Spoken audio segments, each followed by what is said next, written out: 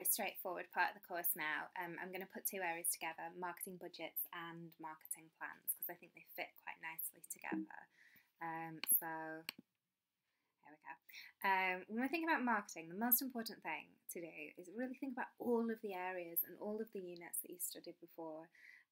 So you did a significant amount of work on marketing in Unit 2, looking at place, product, price, promotion, but you also looked at marketing in Unit 1 as well, looking at niche marketing and market segmentation and market research. And a marketing strategy there's not much more to learn than what you already know. It's just being quite clear about what marketing is and bringing all of those elements together.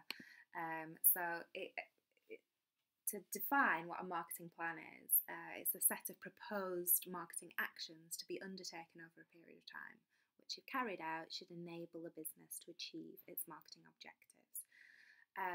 So remember about objectives being SMART and those types of things, and we'll go into what maybe possible objectives could be. But one of the things to bear in mind is this is from Unit 3 when you were looking at pestle analysis and SWOT analysis. But what the business may do before they form a marketing plan is carry out a SWOT analysis or a pest analysis so that they can come up with a marketing plan that's relevant to themselves. But what will it contain? Well, it should contain some marketing objectives. These should be SMART. So, mine isn't actually SMART because it's not time bound. It should be, over the next 2 years. But increase market share by 2%, so very specific and measurable. It should contain a marketing budget to be able to fund the activities that you're proposing. So we're going to see that later on, the pros and cons of that. It might contain sales forecasts. And most importantly, it's going to contain some kind of strategy of how you're going to achieve what you're hoping to achieve. So these are just a few strategies. These are not necessary. These actually are not mentioned in the specification.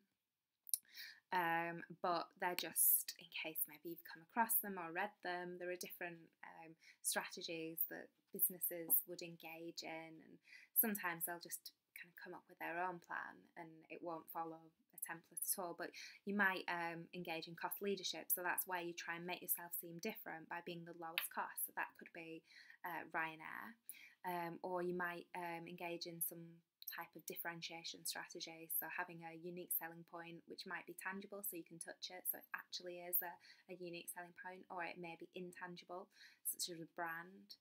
Or there can be market leader, market follower strategies. So a market leader would be where you're trying to maintain having the largest market share and you're a leader in the market, so you maybe have the higher price but you tend to come out with innovative products before your competitors.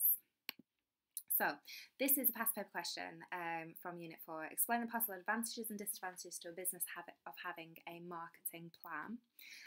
So I'm just going to let you pause the slide here if you want to look at these, but it's really simple to just read through yourself. And then, because it's possible advantages and disadvantages, we also have the disadvantages here. So make sure that you are able to explain all of these fully, because you're not getting points in the exam for just memorising stuff. You're getting points for being able to explain what this means for the business. So if we look at the plan itself is costly and time consuming to devise, we could link that with a bit of Unit 1 and say, well, that's an opportunity cost for the business, and they could be thinking about putting that money into research and development and developing new products, or it could be a business that's gone through industrial relations and they've been quite difficult, and that could have been money used to help improve employee relations. Okay, looking at marketing budget, so it's basically a budget, but it's a budget for your marketing department and your marketing activities. So they might look at the expenditure budget for the whole department, but it could also include a sales budget, so how many they're hoping to sell. So pros and cons, very similar to the pros and cons that you'd have had for Unit 2 with budgeting. Oh, these aren't the pros and cons yet, sorry. Getting ahead of myself. But these are the factors that might determine the size of your marketing budget. So it depends upon what the aims are. If they're looking at growing with new products or something contained within the ANSOS matrix maybe, then they're going to need a larger budget. But if they're, as I mentioned before, trying to resolve employee conflict, maybe they've got some action with the trade union, then they'd be very constrained by their HR budget.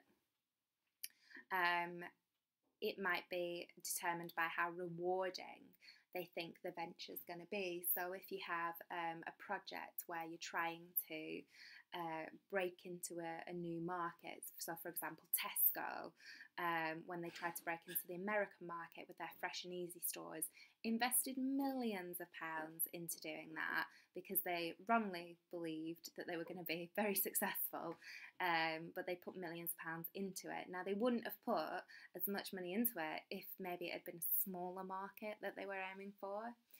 The behaviour of competitors in the market, if you're in a market that has intense rivalry. So think about Porter's Five Forces from Unit 3 here. In what markets is a very intense rivalry? I'd say the airline market with Ryanair and EasyJet have had some pretty fierce arguments over the years, but you tend to spend a bit more on marketing when you have intense rivalry.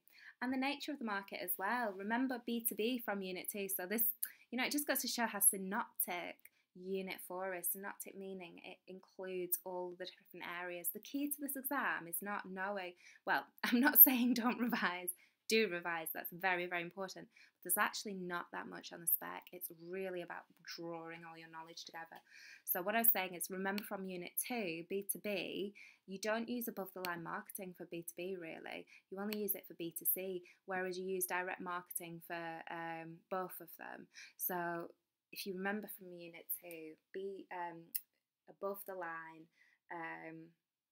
marketing, so going through the TV, that's very expensive. So if you're a business that's selling to other businesses, you might need a smaller marketing budget because you're not going to be using above the line marketing. So here's a past paper question. Here we have the advantages and the disadvantages. To bubble tone, this was a past paper question from a few, I think it might have been quite recent actually, but here we go. I'll let you read these, and you also have the problems as well, so just pause on those slides to read them, but it's very similar to when you did budgeting in Unit